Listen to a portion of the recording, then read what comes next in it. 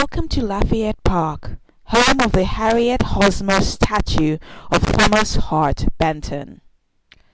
Lafayette Square is a neighborhood in St. Louis, Missouri that is bounded on the north by Chouteau Avenue, on the south by Interstate 44, on the east by Truman Parkway, and on the west by South Jefferson Avenue. It surrounds Lafayette Park, which is the city's oldest public park and was created by a city ordinance in 1836. The neighborhood is one of the oldest in St. Louis. When the neighborhood was developed, it was most fashionable for its day. The neighborhood declined after a tornado devastated the area in 1896.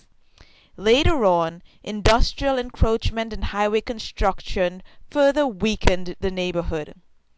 Since 1970s, the residents have been buying and renovating the older homes in the neighborhood. In 1972, Lafayette Square was declared a historic district by the St. Louis City. It has a few walking and biking trails, a duck pond with a fountain, children's playground, various decorative plantings, and a gazebo which is rented out for picnics and special events. As of 2006, many of the homes alongside the park and in Lafayette Square itself has been restored, and the neighborhood is now home to many shops and restaurants. The square's park, which we are now at, is bordered on each side by a street, with the southern street being called Lafayette in honor of Revolutionary War General Marie-Joseph Paul Roche-Yves Gilbert de Mortier, Marquis de Lafayette, who visited St. Louis early during the Revolution War. Marquis de Lafayette was a French statesman who served as a volunteer under General George Washington in the Continental Army during the American Revolutionary War. The park, which is about 30 acres large, was created by the city ordinance in 1838, but it was not formally dedicated until 1851. It was dedicated as Lafayette Square, the name that became associated with the neighborhood that grew up around the park. The land was originally part of the St. Louis Commons. In 1869, the park received one of the 6 casts of Houldon's life-size marble sculpture of George Washington, who fought alongside Lafayette.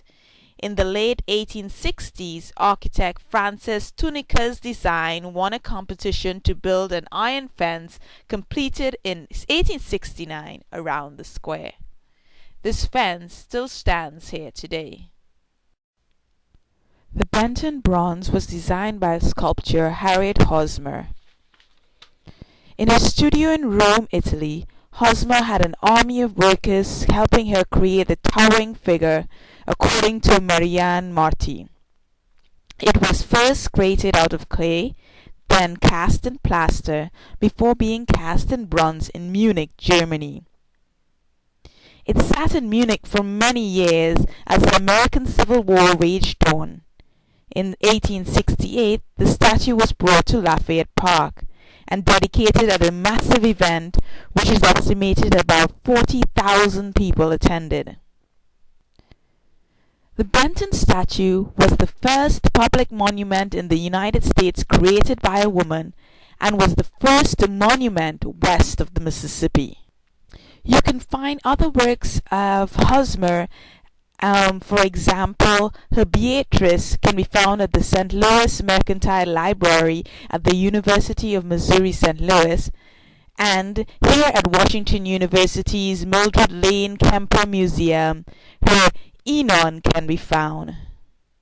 In 2011, this statue was restored by Marianne Marty and her husband Bob of Russell Marty Conservation Service. Thomas Hart Benton, nicknamed Old Bullion, was a U.S. Senator from Missouri and a staunch advocate of westward expansion of the United States.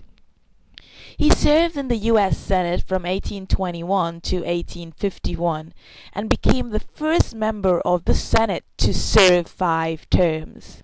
Thomas Hart Benton was born to a wealthy family in Virginia in 1782. His father, Jesse Benton, was a lawyer and land speculator who entered land deals with Daniel Boone.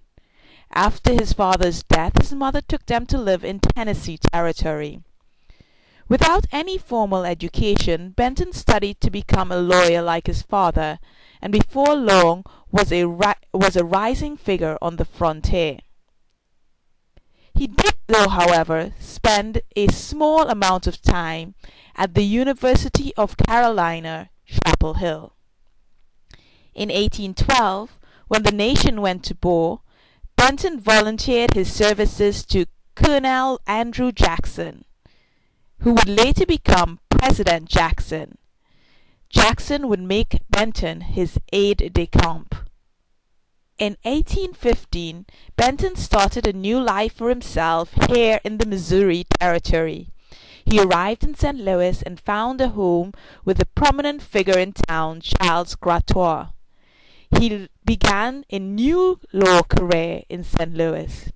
In 1821, when Missouri became a state, Benton launched his national political career by being elected to the U.S. Senate.